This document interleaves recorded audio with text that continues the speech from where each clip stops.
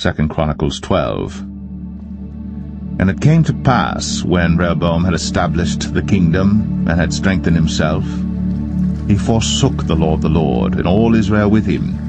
And it came to pass, that in the 5th year of King Rehoboam, Shishak, king of Egypt, came up against Jerusalem, because they had transgressed against the Lord, with 1,200 chariots, and 70,000 horsemen.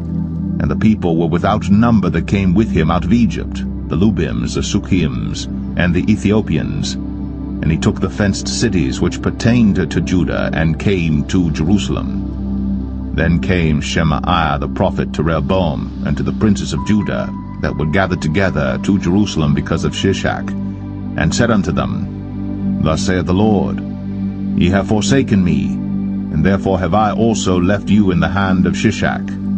Whereupon the princes of Israel and the king humbled themselves, and they said, The Lord is righteous. And when the Lord saw that they humbled themselves, the word of the Lord came to Shemaiah, saying, They have humbled themselves, therefore I will not destroy them, but I will grant them some deliverance. And my wrath shall not be poured out upon Jerusalem by the hand of Shishak.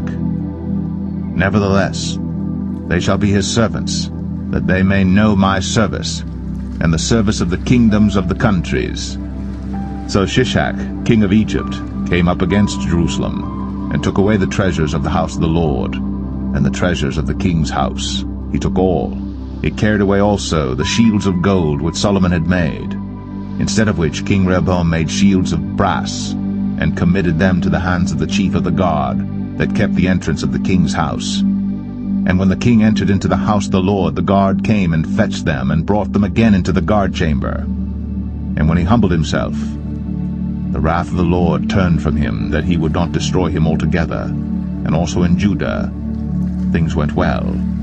So King Rehoboam strengthened himself in Jerusalem and reigned.